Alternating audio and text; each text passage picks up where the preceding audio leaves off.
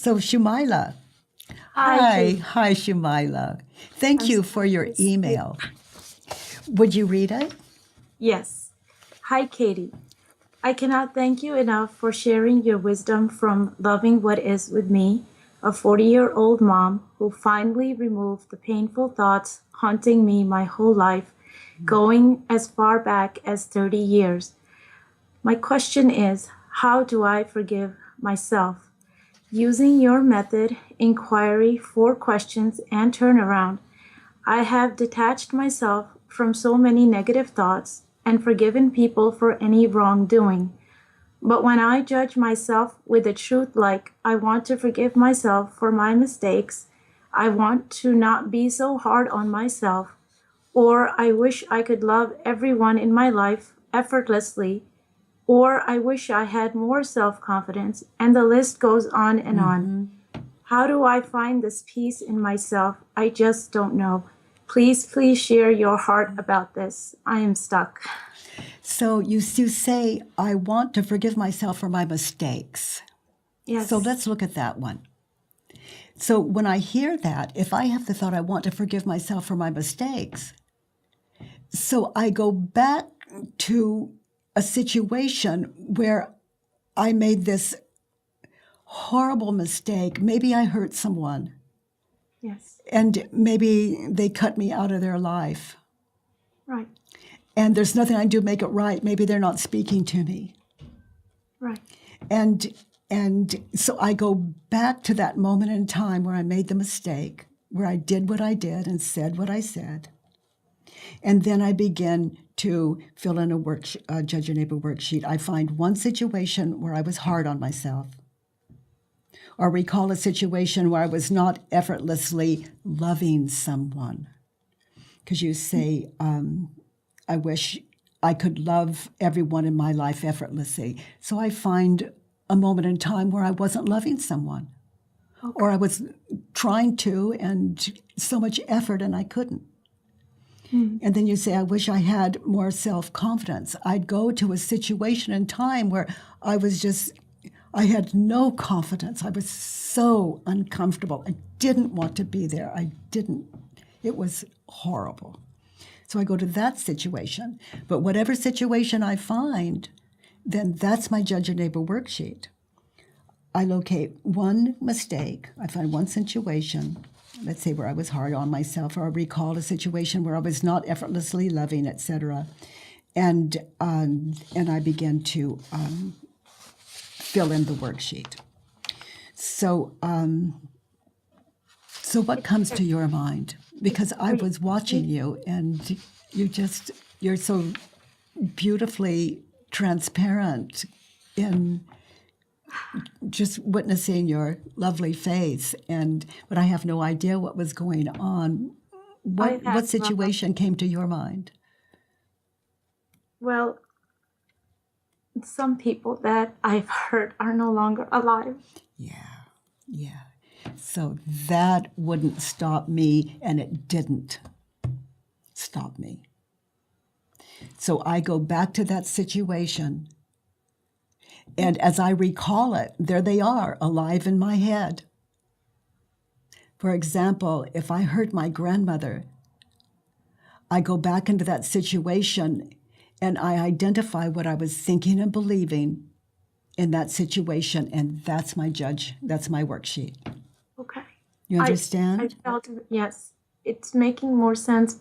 But as I tried doing that, I really was getting more and more pain and like a block, just a complete block from trying to get to those thoughts. Yes. So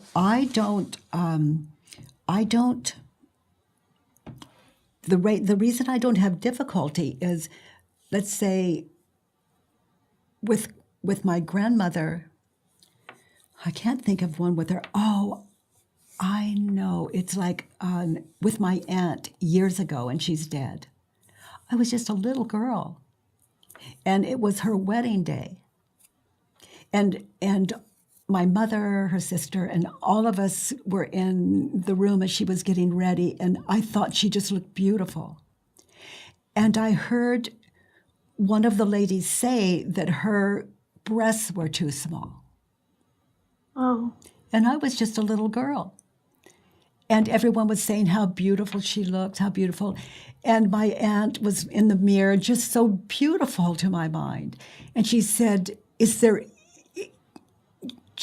what do you think, Katie? And I said, well, I think your breasts are too small. I thought I was helping. I had no... She was stunned, and that's what this little girl gave her for her wedding day. I see. I understand. Yes. Horrendous. Yes, I can relate. So that's my Judge Your Neighbor worksheet. Okay. I am devastated. Yeah. Because I hurt my aunt. Right. And then on statement 2, I want my aunt to forgive me. Okay. I want to take back those words. Do you know, I was thinking of my aunt as you mentioned your aunt. It was my aunt who I hurt. You know, I love how that works because I've never shared that with anyone because it's never come to me until the two of us are sitting together. Yes. Yeah. Wow. Yeah. Thank you. Always in the right time and the right place, huh? Yeah. Because she died of breast cancer, and I was young, just like you described, maybe 10 or 11. Yeah. And the words that came from my mouth made her so sad that I never forgot that look on her face. Yeah. And in all these years, it has just been painful every time. Because I hurt her, because I did not tell her that I love her, and I was so sorry. I just didn't know how to undo that. You did not tell her you loved her. Is it true? No. No, it's not at that moment, but no, it's not true. So take that in.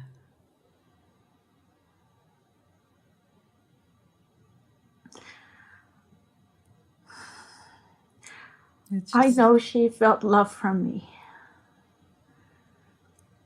I just, yeah. I think I couldn't forgive myself for that. So rather than go into self-discussion, just notice and then just move to the next question. There are only 4. Notice how you react. What happened in that situation when you said what you said. Right. Notice how you react when you believe the thought, I never told her I loved her. Right.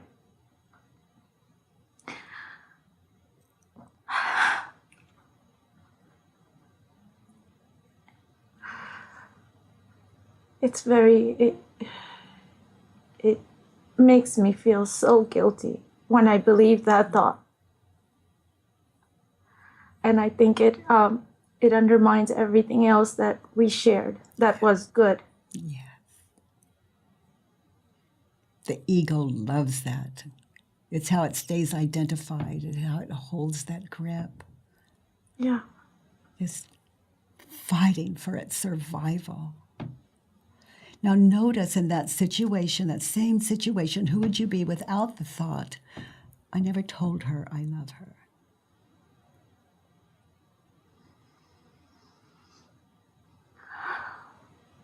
I would be free.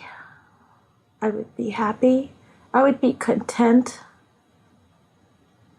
And I would feel at peace. You know, I'm in that room as that little girl looking at my aunt in that lovely round large mirror sitting in front of it. And I see her just horrified and hurt. Yeah. And who would I be without the thought? I'm looking in the mirror and I'm not so sure. I'm looking at her in the mirror and I'm not so sure she's so horrified and hurt. Okay. Because I believed at the time that's what I saw. But that fourth question, who would I be without the thought? It gives me time to really get real. I was so horrified, I was blinded. Right. And it could be the same. I don't want to change it. I just want to see what was really there. I was so shocked at the response from, I think it was someone from behind me as I'm sitting in that fourth question, as opposed to her. So this is getting really interesting. I am meditating on that moment in time. I've got to know. Right. And it couldn't be any worse than what I've believed in all these years. It's very clear. What you're saying makes much more sense than any of those thoughts that came in my mind when everything was negative. And there was guilt. Yeah. We see what we believe. And we no longer believe it. We see. We see. Right. Wow. That's a release. It really is a huge burden. And we're just partially working one concept. So a whole worksheet will change the way you see everyone and everything, including the way you see yourself. It will change everything, all the days of your life, just one worksheet. Please explain how I can turn around this statement. How do I forgive I never myself? told her that I loved her. What is the opposite? I did. I told her that I love her. So give me an example of where you clearly, through word or action, clearly let her know you loved her. I surprised her with flowers one time when she was in the hospital getting her chemotherapy. Yeah. I bought her a sweater she really wanted but couldn't buy on her own, so. Wow.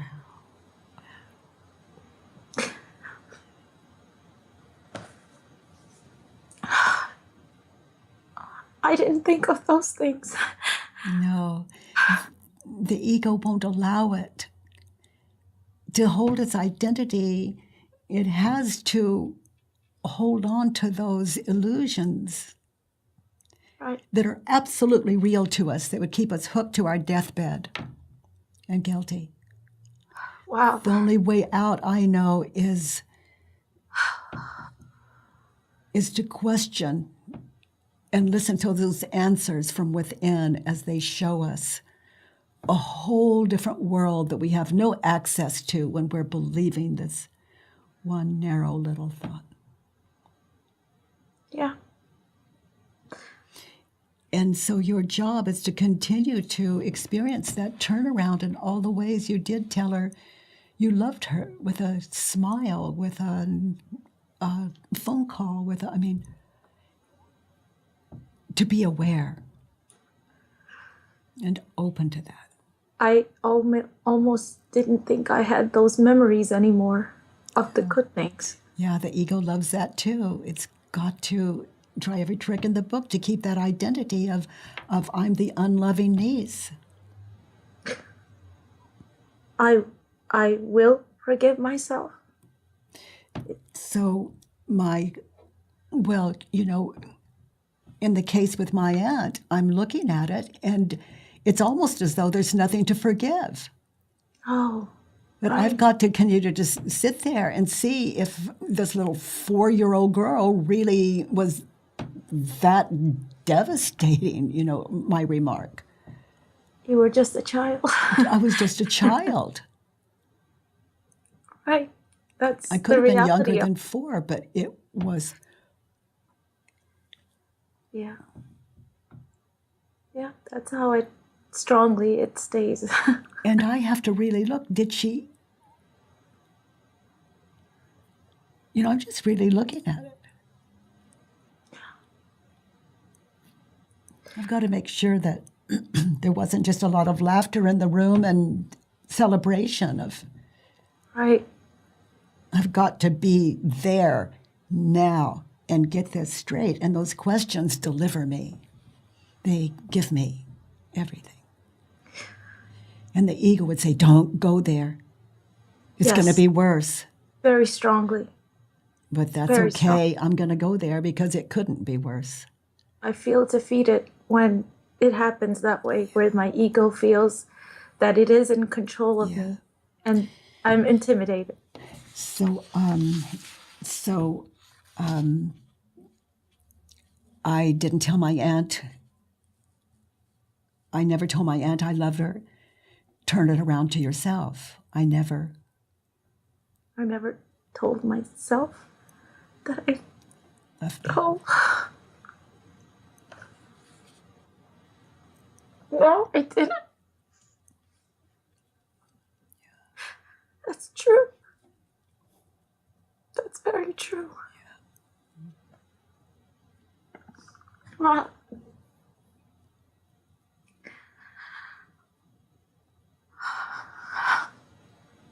That's very true. It's truer.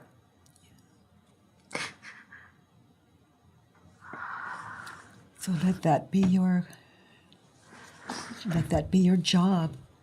Tell you love you, buy some flowers and give them to you, bring them home. Just like you did your aunt. Yeah, Katie, that's so true. I never did that. All the ways you want to love your aunt, put that on you. Give that to you.